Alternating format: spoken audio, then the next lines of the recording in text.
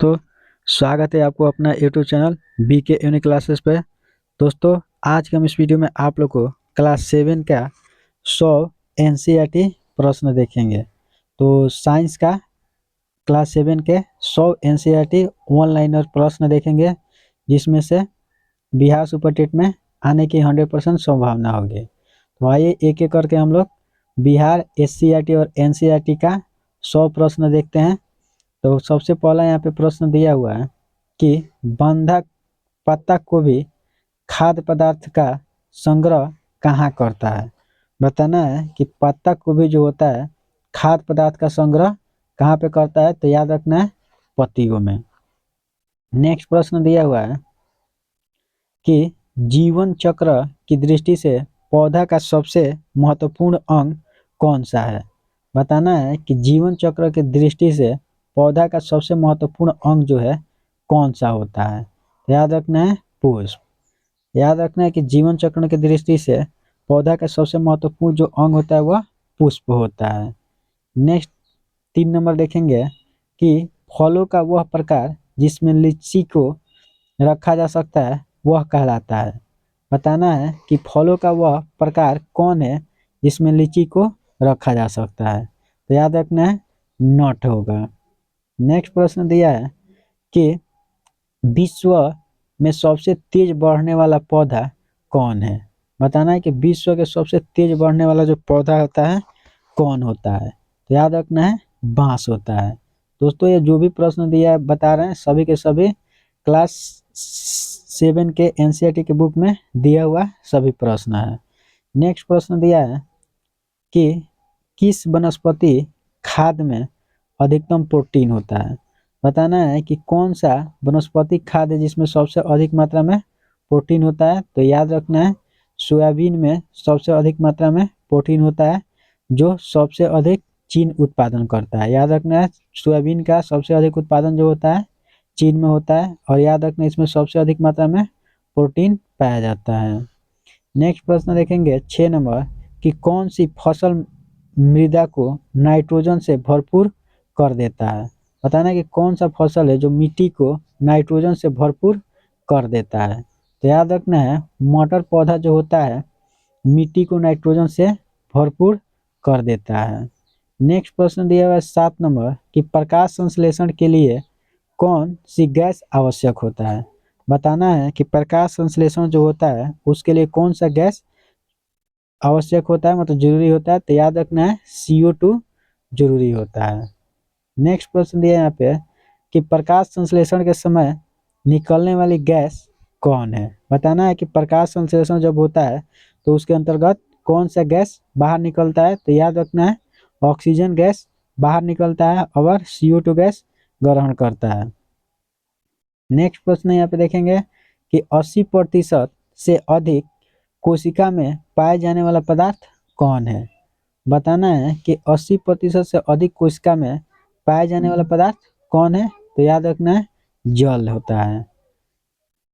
Next 10 number प्रश्न दिया है कि कोशिका की आत्महत्या की थैली किसे कहा जाता है। बताना है कि कोशिका के आत्महत्या की थैली जो होता है हम लोग किसको कहते हैं। तो याद रखना है लाइसोसोम जो होता है उसको कोशिका के आत्महत्या की थैली कहते हैं। दोस्तों, अगर ये वीडियो आप लोग को अच्छा लग रहा है तो हमारे चैनल को सब्सक्राइब कर लीजिए ताकि ऐसे वीडियो का नोटिफिकेशन सबसे पहले आपके पास पहुंचे।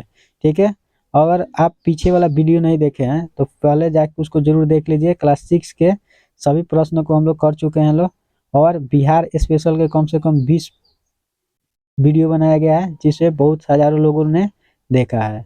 नेक्स्ट यहाँ पे प्रश्न है कि मृदा अपरदन किसके द्वारा रोका जा सकता है। बताना है कि मिट्टी के अपरदन को किसके द्वारा हम लोग रोक सकते हैं। तो याद रखना है वृक्षारोपण मतलब वन रोपण के द्वारा मृदा अपरदन को आराम से रोक सकते हैं लोग। नेक्स्ट प्रश्न दिया है कि जब कोई मनुष्य बकरी का मांस खाता है तो मनुष्य कौन सा उपभोक्ता कहलाता है। बताना है कि जब कोई भी मनुष्य है बकरी का मांस को खाता है तो वह कौन सा उपभोक्ता कहलाता है। तो याद रखना मनुष्य उस समय द्वितीय उपभोक्ता कहलाएगा। नेक्स्ट प्रश्न यहाँ पे दिया है कि पर्यावरण के अजैव अवयव का कौन सा तत्व है? बताना है कि पर्यावरण के अजैव अवयव का कौन सा तत्व है? तो याद रखना है वायु है। नेक्स्ट प्रश्न यहाँ पे दिया हुआ है कि मनुष्य का हृदय धड़कता है। बताना है कि मनुष्य का जो हृदय होता है 1 मिनट में कितना बार धड़कता है? तो याद रखना है 72 बार प्रति मिनट धड़कता है। उसके बाद नेक्स्ट प्रश्न यहाँ पे दिया हुआ है कि पौधा में वाष्प उत्सर्जन की क्रिया किस में होता है? बताना है कि पौधा जो होता है उसमें वाष्प उत्सर्जन की क्रिया किस में होता है? तो पूरा पौधा में वाष्प उत्सर्जन की क्रिया होता है। नेक्स्ट प्रश्न दिया हुआ है कि पौधा में वाष्प उत्सर्जन किस किसकी प्रक्रिया है? बताना है कि पौधा में वाष्प उत्सर्जन जो होता है किसकी प्रक्रिया होता है? तो जल हानि की। नेक्स्ट प्रश्न दिया हुआ है कि हरे रंग का पदार्थ जो पौधा में प्रकाश संश्लेषण करता है वह कौन है? चाहे क्वेश्चन पूछ सकता है कि हरा पत्ता हरा होता है किसके वजह से? तो याद रखना है क्लोरोफिल के वजह से पौधा पत्ता का रंग हरा होता है और यह प्रकाश संश्लेषण कराता है। नेक्स्ट प्रश्न यहाँ पे दिया है, वही प्रश्न रिपीट हो गया। नेक्स्ट प्रश्न यहाँ पे दिया हुआ है कि शरीर की सबसे बड़ी कोशिका होती है। बताना है कि शरीर के सबसे बड़ी कोशिका जो होती है कौन होती है? तो याद रखना है तंत्रिका कोशिका जो होती है शरीर के सबसे बड़ी कोशिका होती है, जिसे न्यूरॉन के नाम से भी जानते हैं लोग। नेक्स्ट प्रश्न दिया है कि भोजन का पचना आरंभ होता है। बताना है कि भोजन जो होता है कहाँ से पचना आरंभ हो जाता है? तो याद रखना भोजन जो होता है हमारे मुख से पचना आरंभ हो जाता है। उसके बाद यहाँ पे प्रश्न दिया हुआ है कि घोंसला बनाने वाला एकमात्र सांप कौन है? बताना है कि एकमात्र सांप वो कौन है जो घोंसला बनाता है? तो याद रखना है किंग कोबरा जो है एकमात्र ऐसा सांप है जो अपना घोंसला बनाता है। और याद रखना है सांप के दांत जो होता है 2 होता है जो, और ये भी बात याद रखना है कि सांप जो क्या करता है किसी भी चीज को निगल जाता है, ठीक है, उसको चबा कर नहीं खाता है। नेक्स्ट प्रश्न है यहाँ पे कि भारत में पाई जाने वाली सबसे बड़ी मछली कौन है? बताना है कि भारत में पाई जाने वाली सबसे बड़ी मछली जो है वह कौन है? तो याद रखना है व्हेल शार्क जो है भारत में पाई जाने वाली सबसे बड़ी मछली है। नेक्स्ट प्रश्न दिया है कि हीरा चमकदार क्यों दिखाई देता है? बताना है कि हीरा जो होता है वह चमकदार क्यों दिखाई देता है? तो याद रखना है सामूहिक आंतरिक परिवर्तन के कारण हीरा जो होता है चमकदार दिखाई देता है। नेक्स्ट प्रश्न दिया हुआ है कि गोबर गैस में मुख्य रूप से क्या पाया जाता है? बताना है कि गोबर गैस जो होता है उसमें मुख्य रूप से क्या पाया जाता है? तो याद रखना है मीथेन जो होता है गोबर गैस में मुख्य रूप से पाया जाता है। उसके बाद प्रश्न याद रखना है कि मानव शरीर में सबसे अधिक मात्रा में कौन सा तत्व पाया जाता है? बताना है आपको कि मानव शरीर में सबसे अधिक मात्रा में कौन सा तत्व पाया जाता है? तो याद रखना है ऑक्सीजन जो होता है मानव शरीर में सबसे अधिक मात्रा में पाए जाने वाला तत्व होता है। नेक्स्ट यहाँ पे प्रश्न दिया हुआ है कि किस वैज्ञानिक ने सर्वप्रथम बर्फ के 2 टुकड़े को आपस में खींचकर पिघला दिया? बताना है क्वेश्चन पूछ सकता है कि किस वैज्ञानिक ने सर्वप्रथम बर्फ के 2 टुकड़ा को लेकर आपस में खींचकर पिघला दिया? तो याद रखना है डेविड नामक के वैज्ञानिक थे जिन्होंने सर्वप्रथम बर्फ के 2 टुकड़े लिए थे और आपस में रगड़ के उसको पिघला दिए थे। उसके बाद यहाँ पे प्रश्न दिया हुआ है कि तेल के बूंद पानी पर क्यों फैल जाता है? बताना है कि तेल जो होता है उसका बूंद पानी पे क्यों फैल जाता है? तो याद रखना जल का पृष्ठ तनाव अधिक होता है, इसलिए क्या होता है तेल के बूंद जो होता है पानी पे पूरा तरह से फैल जाता है।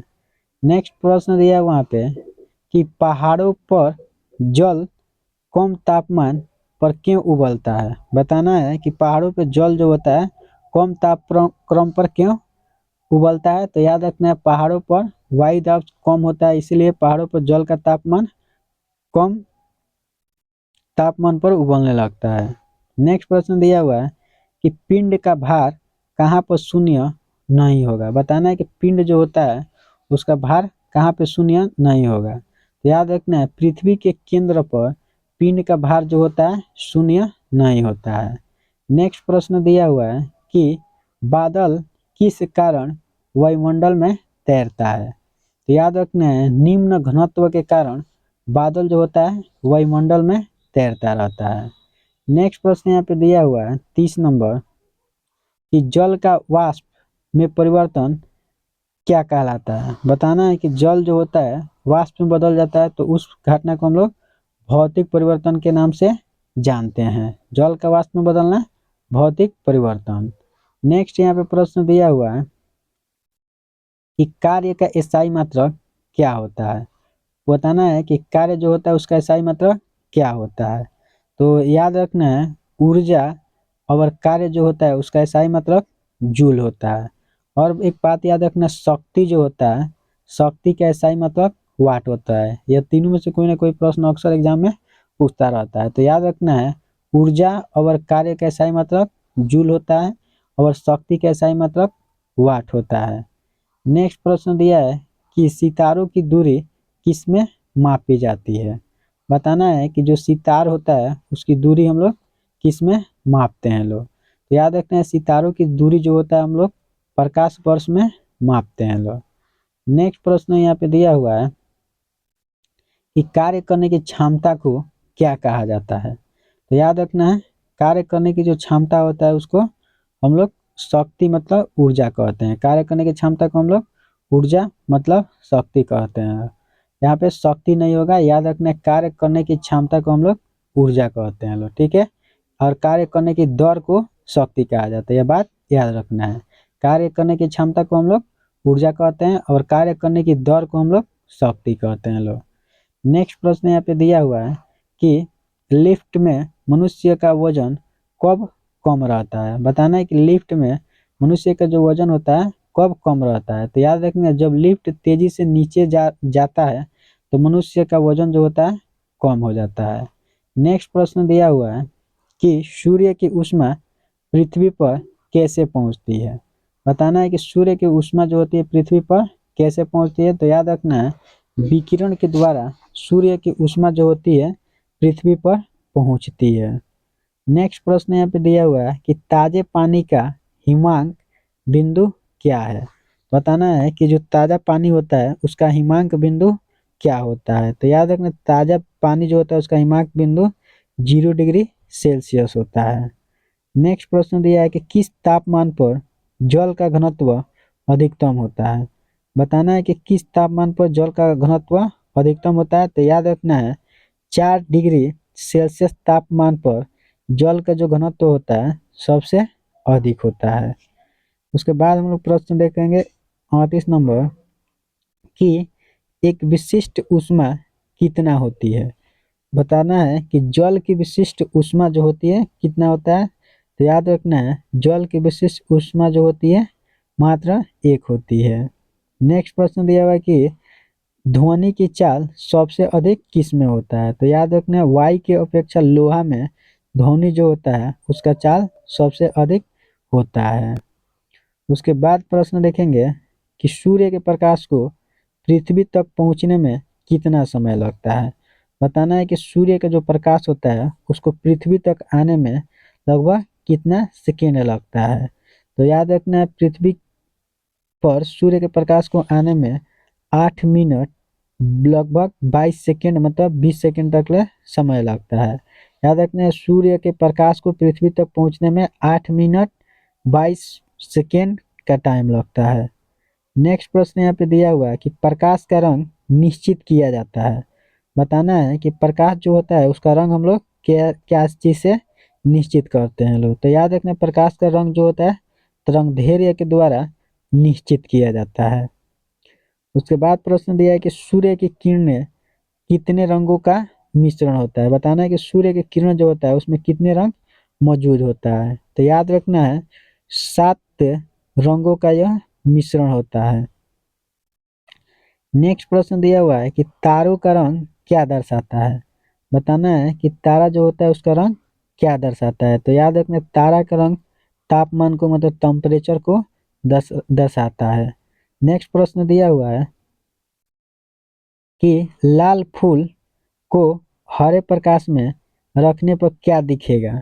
बताना है कि लाल फूल को हम लोग क्या करेंगे, प्रकाश में रख देंगे तो वह कैसा दिखाई देगा। तो याद रखना है, लाल फूल को जब प्रकाश में रखा जाता है तो वह काला दिखाई देने लगता है। उसके बाद प्रश्न दिया 45 नंबर कि कोहरे में हम क्यों नहीं देख पाते हैं। बताना है कि कोहरा जो होता है कुहासा, उसमें हम क्यों नहीं किसी चीज को देख पाते हैं। तो याद रखना है, प्रकाश के प्रकीर्णन के कारण कोहरा में कोई भी वस्तु दिखाई नहीं देती है। नेक्स्ट प्रश्न दिया हुआ है कि किस धातु की चालकता सबसे अधिक होती है। बताना है कि कौन सी धातु है जिसकी चालकता सबसे अधिक होती है। तो याद रखना है, चांदी जो होता है उसकी चालकता सबसे अधिक होती है। नेक्स्ट प्रश्न देखेंगे कि विद्युत धारा का स्थायी मात्रक क्या होता है। पहले बताना है कि विद्युत धारा को मापने के लिए किस यंत्र का प्रयोग करते हैं। तो याद रखना है, विद्युत धारा मापने के लिए हम लोग एमीटर का प्रयोग करते हैं। और याद रखना, यह प्रश्न बहुत बार पूछा हुआ है कि विद्युत धारा का स्थायी मात्रक क्या होता है। तो याद रखना है, विद्युत धारा का स्थायी मात्रक जो होता है एमीटर होता है, जो बहुत बार एग्जाम में पूछा हुआ है। और विद्युत धारा को एमीटर से मापा जाता है। नेक्स्ट प्रश्न दिया है कि एक कृत्रिम उपग्रह में विद्युत ऊर्जा का स्रोत क्या होता है। बताना है कि एक कृत्रिम उपग्रह जो होता है उसमें विद्युत ऊर्जा का मुख्य स्रोत क्या होता है। तो सूर्य। नेक्स्ट प्रश्न दिया कि भारत में स्थापित पहला परमाणु संयंत्र कौन है। तो याद रखने, तारापुर भारत में स्थापित होने वाला पहला परमाणु संयंत्र है। उसके बाद नेक्स्ट प्रश्न हम लोग देखेंगे कि रात्रि को आकाश में क्या कौन सा ग्रह लाल दिखाई देता है। बताना है कि रात्रि के समय मतलब रात के समय में आकाश में कौन सा ग्रह होता है जो लाल दिखाई देता है। तो याद रखना है, रात्रि के समय आकाश में मंगल ग्रह जो होता है सबसे लाल दिखाई देता है। तो दोस्तों, आज की वीडियो में हम लोग इतना ही पे रहने देना है, कल इसके आगे देखेंगे। तो अगर यह वीडियो आपको अच्छा लगा है तो हमारे चैनल को सब्सक्राइब कर लीजिए, ताकि ऐसे ही वीडियो का नोटिफिकेशन सबसे पहले आपके पास पहुंचे। और लाइक करना ना भूलें।